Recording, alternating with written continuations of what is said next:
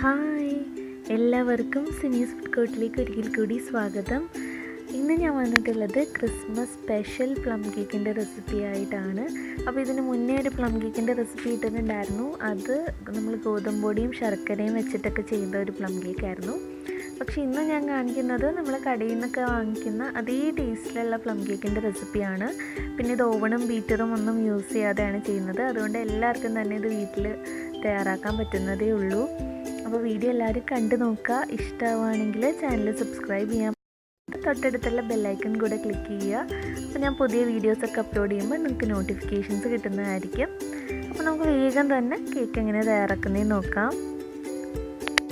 അപ്പോൾ ആദ്യം തന്നെ നമുക്ക് കുറച്ച് ഡ്രൈ ഫ്രൂട്ട്സ് വേണം. ഞാനിവിടെ കുറച്ച് മുന്തിരിയും കുറച്ച് ഈന്തപ്പഴവും ബദാമും എടുത്തിട്ടുണ്ട്. നിങ്ങൾക്ക് ഇഷ്ടമുള്ള ഡ്രൈ ഫ്രൂട്ട്സ് എടുക്കാം. ഞാൻ അതിൻ്റെ കൂടെ കുറച്ച് ടൂട്ടി ഫ്രൂട്ടി എടുത്തിട്ടുണ്ട്. അപ്പോൾ ഡ്രൈ ഫ്രൂട്ട്സ് നമുക്ക് പല രീതിയിൽ സോക്ക് ചെയ്യാവുന്നതാണ്. വൈനിലൊക്കെ സോക്ക് ചെയ്യാം. ഇവിടെ ഞാൻ ഫ്രഷ് ജ്യൂസിലാണ് സോക്ക് ചെയ്യുന്നത്. ഓറഞ്ച് ജ്യൂസാണ് എടുത്തിട്ടുള്ളത്. നിങ്ങൾക്ക് അതിന് പകരം വേണമെങ്കിൽ മുന്തിരി ജ്യൂസോ അങ്ങനെ ഏത് ജ്യൂസിൽ വേണമെങ്കിലും സോക്ക് ചെയ്യാവുന്നതാണ്. പിന്നെ നമുക്ക് ഇൻസ്റ്റൻ്റായിട്ട് പ്ലം കേക്ക് ചെയ്യണമെങ്കിൽ ഇതുപോലെ ഓറഞ്ച് ജ്യൂസിലോ അല്ലെങ്കിൽ മുന്തിരി ജ്യൂസിലോ ഈ ഡ്രൈ ഫ്രൂട്ട്സ് ഒന്ന് തിളപ്പിച്ചിട്ട് എടുത്താൽ മതി. അപ്പോൾ പെട്ടെന്ന് തന്നെ സോക്കായി കിട്ടും. നമുക്ക് പെട്ടെന്ന് കേക്ക് തയ്യാറാക്കാവുന്നതാണ്. അപ്പോൾ ഞാനിവിടെ ഇതിലേക്ക് ഒരു 1/2 കപ്പ് ഓറഞ്ച് ജ്യൂസ് ഒഴിച്ചിട്ട് ഇതൊരു ദിവസമാണ് ഞാൻ വെക്കുന്നത്. അപ്പോൾ ഒരു 6 മണിക്കൂർ വരെ വെച്ചാലും ഇത് നന്നായിട്ട് സോക്കായി കിട്ടും. അപ്പോൾ ഒരു ദിവസമൊക്കെ വെക്കുകയാണെങ്കിൽ ഇതൊന്ന് അടച്ചിട്ട് ഫ്രിഡ്ജിൽ വെക്കുക. പിന്നെ തിളപ്പിച്ചിട്ട് എടുക്കുകയാണെങ്കിൽ നമുക്ക് അപ്പം തന്നെ കേക്ക് തയ്യാറാക്കാവുന്നതാണ്. അപ്പോൾ നമുക്കിത് മാറ്റി വെക്കാം. ഇനി വേറൊരു പാനിലേക്ക് ഞാനൊരു 1/4 കപ്പ് പഞ്ചസാര ചേർത്തിട്ടുണ്ട്. അതിൻ്റെ കൂടെ 2 ടേബിൾ സ്പൂൺ വെള്ളം കൂടെ ചേർത്തിട്ടുണ്ട്. എന്നിട്ടൊരു മീഡിയം ഫ്ലെയിമിൽ വെച്ചിട്ട് നന്നായിട്ടൊന്ന് തിളപ്പിച്ചെടുക്കണം. അപ്പോൾ ഇങ്ങനെ ചെയ്യുന്നത് എന്തിനാണെന്ന് വെച്ചാൽ പഞ്ചസാര ഒന്ന് ചെറുതായിട്ട് നമ്മൾ കരിച്ചിട്ട് പ്ലം കേക്കിൽ ചേർക്കും. അപ്പോഴാണ് നമ്മൾ പ്ലം കേക്കിന് ആ ഒരു കളർ കിട്ടുന്നത്. അപ്പോൾ അതിന് വേണ്ടിയിട്ടാണ്. അപ്പോൾ ഇതിപ്പോൾ ഇതാ നന്നായിട്ടൊന്ന് തിളച്ച് വന്നിട്ടുണ്ട്. കുറച്ച് കഴിയുമ്പോൾ ഇതിൻ്റെ കളറൊന്ന് മാറി വരും. നമുക്കൊരു ഗോൾഡൻ ബ്രൗൺ കളറൊക്കെയാണ് വേണ്ടത്. പക്ഷേ അധികം അങ്ങ് പഞ്ചസാര കരിഞ്ഞു പോകരുത്. കരിഞ്ഞു പോയാൽ നമ്മുടെ കേക്കിനൊരു കയ്പ്പരസം വരും. അപ്പോൾ ഇതാ ഇതുപോലെ നല്ലൊരു ഗോൾഡൻ ബ്രൗൺ കളർ ആവുന്ന സമയത്ത് ഫ്ലെയിം ഒന്ന് കുറയ്ക്കുക. എന്നിട്ട് നമ്മൾ ഇതിലേക്ക് ഒരു 1/4 കപ്പ് വെള്ളം ചേർത്ത് കൊടുക്കണം ഈ സമയത്ത്. അപ്പോൾ വെള്ളം ചേർക്കുമ്പോൾ നല്ല സൂക്ഷിച്ച് പതുക്കെ ചേർക്കുക, കുറേശ്ശെയായിട്ട് ചേർത്ത് കൊടുക്കുക. അപ്പോൾ ഇതാ ഞാനിവിടെ 1/4 കപ്പ് വെള്ളം ചേർത്തിട്ടുണ്ട്. എന്നിട്ട് ഇത് നന്നായിട്ടൊന്നും കൂടെ ഒന്ന് തിളപ്പിക്കുക. ഇപ്പോൾ നന്നായിട്ട് തിളച്ച് വന്നിട്ടുണ്ട്. ഇനി നമുക്കിത് ഓഫ് ചെയ്തിട്ട് ഇത് തണുക്കാൻ വേണ്ടിയിട്ട് മാറ്റി വെക്കണം. അപ്പോൾ നമ്മൾ ഈ സിറപ്പ് നന്നായിട്ട് തണുത്തതിന് ശേഷം മാത്രമേ നമ്മൾ കേക്കിലേക്ക് ചേർക്കാവൂ. അപ്പോൾ ഇത് ആദ്യം തന്നെ ചെയ്തു വെക്കുക.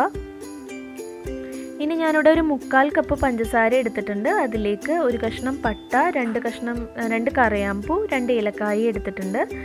ഇത് ചേർത്തിട്ട് ഈ പഞ്ചസാര നന്നായിട്ടൊന്ന് പൊടിച്ചിട്ടെടുക്കുക. ഇപ്പോൾ ഇതാ നമ്മുടെ സ്പൈസസും ഈ പഞ്ചസാരയും കൂടെ പൊടിച്ചെടുത്തിട്ടുണ്ട്. ഇനി ഒരു ബൗളിലേക്ക് ഞാനൊരു അരിപ്പ വെച്ചിട്ടുണ്ട്. ഇതിലേക്ക് നമുക്ക് ഡ്രൈ ഇൻഗ്രീഡിയൻസ് എല്ലാം ഒന്ന് എടുത്തിട്ട് അരിച്ചിട്ടെടുക്കണം.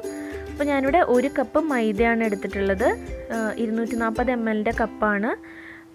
പിന്നെ നിങ്ങൾക്ക് കപ്പില്ലെങ്കിൽ ഒരു ചെറിയൊരു ബൗൾ, ഞാൻ നേരത്തെ പഞ്ചസാര എടുത്ത പോലത്തെ ബൗളിൽ എടുക്കാവുന്നതാണ്. ഇനി ഇതിലേക്ക് 1 ടീസ്പൂൺ ബേക്കിംഗ് പൗഡറും 1/2 ടീസ്പൂൺ ബേക്കിംഗ് സോഡയും ചേർക്കുന്നുണ്ട്. പിന്നെ ഒരു നുള്ള് ഉപ്പ് കൂടെ ചേർക്കുക. എന്നിട്ടിത് നന്നായിട്ട് മിക്സ് ചെയ്യുക. നന്നായിട്ട് മിക്സ് ചെയ്തിട്ട് ഇത് അരിച്ചിട്ടെടുക്കണം. ഇങ്ങനെ ചെയ്യുന്നത് എന്തിനാണെന്ന് വെച്ചാൽ നമ്മുടെ ഈ ബേക്കിംഗ് പൗഡറും ബേക്കിംഗ് സോഡയൊക്കെ നന്നായിട്ട് മിക്സായി കിട്ടും. അത് മാത്രമല്ല ഇങ്ങനെ നമ്മൾ അരിച്ചെടുക്കുമ്പോൾ കേക്ക് നല്ല സോഫ്റ്റായി കിട്ടും. അപ്പോൾ ഒരു 2 തവണയെങ്കിലും അരിക്കുകയാണെങ്കിൽ അത്രയും നല്ലതാണ്.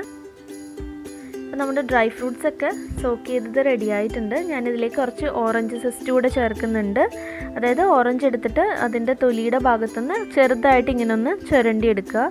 അതിൻ്റെ ആ ഒരു വൈറ്റ് പോർഷൻ വരരുത്. അത് വന്നു കഴിഞ്ഞാൽ കഴിക്കും. അല്ലാതെ ആ പുറമേ ഉള്ള ഭാഗം ചുരണ്ടിയെടുക്കുക. ഇനി നമുക്ക് ഒരു ബൗളിലേക്ക്, നല്ല ഡ്രൈ ആയിട്ടുള്ള ബൗളിലേക്ക് 2 മുട്ട ചേർക്കുന്നുണ്ട്. മുട്ട റൂം ടെമ്പറേച്ചറിലുള്ള മുട്ടയായിരിക്കണം. ഫ്രിഡ്ജിലുള്ളതാണെങ്കിൽ നേരത്തെ എടുത്ത് പുറത്ത് വെക്കുക. എന്നിട്ടൊരു വിസ്ക് വെച്ചിട്ട് നന്നായിട്ട് ഇതൊന്ന് ബീറ്റ് ചെയ്ത് കൊടുക്കുക. വിസ്ക് ഇല്ലെങ്കിൽ ഒരു സ്പൂൺ വെച്ചിട്ട് ബീറ്റ് ചെയ്താലും മതി. ഇല്ലെങ്കിൽ നിങ്ങൾക്ക് മിക്സിയിൽ ചെയ്യാവുന്നതുമാണ്. ഇതിലേക്ക് നമ്മൾ പൊടിച്ച് വെച്ചിട്ടുള്ള പഞ്ചസാര കുറേശ്ശെ ചേർത്തിട്ട് ബീറ്റ് ചെയ്ത് കൊടുക്കുക. അപ്പോൾ ഇതുപോലെ പഞ്ചസാര കുറേശ്ശെയായിട്ട് ചേർത്തിട്ട് ബീറ്റ് ചെയ്തെടുക്കുക. അപ്പോൾ നമ്മൾ പഞ്ചസാരയുടെ കൂടെയാണ് സ്പൈസസ് എല്ലാം പൊടിച്ചിട്ടെടുത്തിട്ടുള്ളത്. അതിന് പകരം വേണമെങ്കിൽ സ്പൈസസ് പൗഡറായിട്ട് ചേർക്കുന്നുണ്ടെങ്കിൽ ഡ്രൈ ഇൻഗ്രീഡിയൻസിൻ്റെ കൂടെ ചേർക്കാവുന്നതുമാണ് കേട്ടോ. അപ്പോൾ ഇതാ ഞാൻ പഞ്ചസാര ഫുൾ ചേർത്തിട്ടുണ്ട്. നന്നായിട്ട് ഇതുപോലെ ബീറ്റ് ചെയ്തെടുത്തിട്ടുണ്ട്. ഇനി നമ്മൾ ഇതിലേക്ക് ചേർക്കുന്നത് ഓയിലാണ്. അപ്പോൾ ഒരു 1/4 കപ്പ് ഓയിൽ ചേർത്ത് കൊടുക്കുന്നുണ്ട്. ഞാനിവിടെ സൺഫ്ലവർ ഓയിലാണ് യൂസ് ചെയ്തിട്ടുള്ളത്. ഏതെങ്കിലും വെജിറ്റബിൾ ഓയിൽ യൂസ് ചെയ്യുക, വെളിച്ചെണ്ണ അല്ലാതെ ഏത് ഓയിലും യൂസ് ചെയ്യാവുന്നതാണ്. നമ്മുടെ കേക്ക് നല്ല സോഫ്റ്റായി കിട്ടാൻ വേണ്ടിയിട്ടാണ്. ബട്ടർ വേണമെങ്കിലും ചേർക്കാം. അത് ചേർത്ത് ബീറ്റ് ചെയ്തതിന് ശേഷം അതിലേക്ക് നമ്മൾ തയ്യാറാക്കി വെച്ചിരിക്കുന്ന കാരമൽ സിറപ്പ് ചേർക്കുന്നുണ്ട്. അതൊരു 1/4 കപ്പ് അടുത്തുണ്ട്. അത് ചേർത്ത് നന്നായിട്ട് മിക്സ് ചെയ്യുക. ഇപ്പോൾ തന്നെ നല്ല കളർ വന്നിട്ടുണ്ട്. ഇനി ഇതിലേക്ക് നമ്മൾ അരിച്ചു വെച്ചിട്ടുള്ള ഡ്രൈ ഇൻഗ്രീഡിയൻസ് കുറേശ്ശെയായിട്ട് ചേർത്തിട്ട് ഒന്ന് ഫോൾഡ് ചെയ്തെടുക്കണം. അപ്പോൾ നിങ്ങളുടെ കയ്യിൽ സ്പാച്ചുല ഒന്നും ഇല്ലെങ്കിൽ ഇതുപോലെ ഒരു മരത്തിൻ്റെ കയ്യിലൊക്കെ ഉണ്ടാവില്ലേ, അത് വെച്ചിട്ട് ഇതുപോലെ മിക്സ് ചെയ്തിട്ട് എടുക്കുക. അപ്പോൾ ഡ്രൈ ഇൻഗ്രീഡിയൻസ് ചേർക്കുമ്പോൾ എപ്പോഴും കുറേശ്ശെയായിട്ട് ചേർക്കുക. പിന്നെ അത് മിക്സ് ചെയ്യുമ്പോൾ എപ്പോഴും ഒരു ഡയറക്ഷനിൽ മിക്സ് ചെയ്യാനായിട്ട് ശ്രദ്ധിക്കുക. അപ്പോൾ മൊത്തം ചേർത്തിട്ടുണ്ട്. എന്നിട്ട് ഇതുപോലെ പതുക്കെ ഫോൾഡ് ചെയ്തെടുക്കുക. ഒരിക്കലും ഓവറായിട്ട് മിക്സ് ചെയ്യരുത്. പിന്നെ നമ്മുടെ ബാറ്റർ എപ്പോഴും കുറച്ച് തിക്കായിരിക്കും പ്ലം കേക്കിൻ്റെ, അധികം അങ്ങ് ലൂസായിട്ടുള്ള ബാറ്റർ ആയിരിക്കും. ഇനി ഇതിലേക്ക് നമ്മൾ ചേർക്കുന്നത് 1 ടീസ്പൂൺ വാനില എസൻസ് ആണ്. അതുകൂടെ ചേർത്തിട്ട് നന്നായിട്ട് മിക്സ് ചെയ്യുക.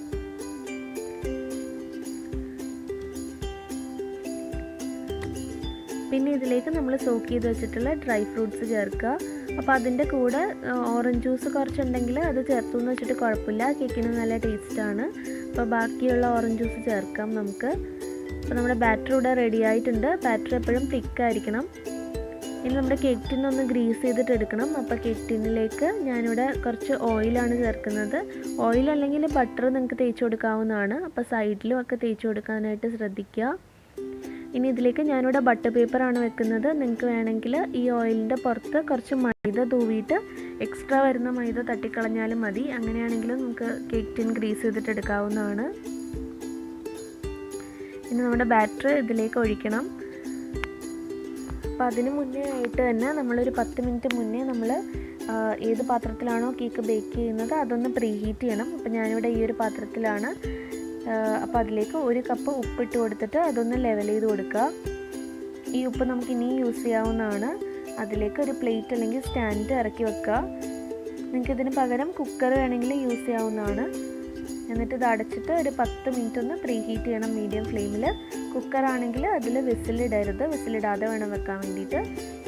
പിന്നെ നമ്മൾ ബാറ്റർ ഈ സമയത്ത് ഞാൻ കേക്ക് ടിന്നിലേക്ക് ഒഴിച്ചു. അതിൻ്റെ വീഡിയോ എടുക്കാനായിട്ട് വിട്ടുപോയി.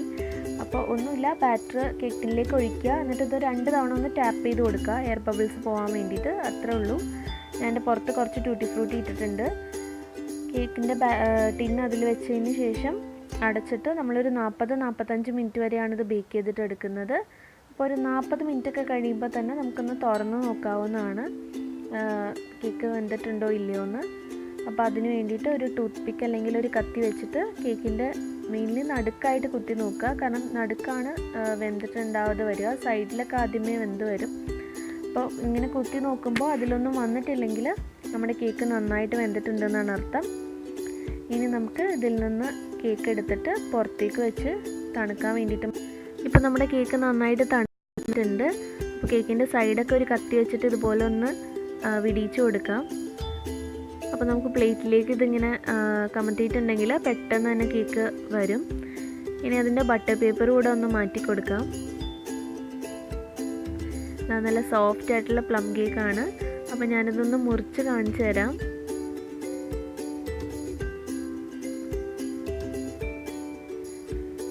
കണ്ടില്ലേ, നല്ല സോഫ്റ്റ് ആയിട്ടുള്ള നല്ല ടേസ്റ്റി ആയിട്ടുള്ള പ്ലം കേക്കാണിത്.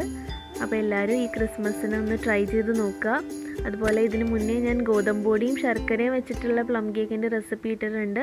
അപ്പോൾ അത് വളരെ ഹെൽത്തി ആയിട്ടുള്ളൊരു പ്ലം കേക്കാണ്. അതിൻ്റെ ലിങ്ക് ഞാൻ താഴെ ഡിസ്ക്രിപ്ഷൻ ബോക്സിൽ കൊടുക്കുന്നുണ്ട്. താല്പര്യമുള്ളവർ അതും കണ്ടു നോക്കുക. അപ്പോൾ വീഡിയോ ഇഷ്ടമായിട്ടുണ്ടെങ്കിൽ ലൈക്ക് ചെയ്യാനും ഷെയർ ചെയ്യാനും മറക്കരുത്. അതുപോലെ ചാനൽ സബ്സ്ക്രൈബ് ചെയ്യാത്തവരുണ്ടെങ്കിൽ ഒന്ന് വേഗം സബ്സ്ക്രൈബ് ചെയ്യുക. കൂടുതൽ റെസിപ്പീസായിട്ട് വീണ്ടും കാണാം. താങ്ക്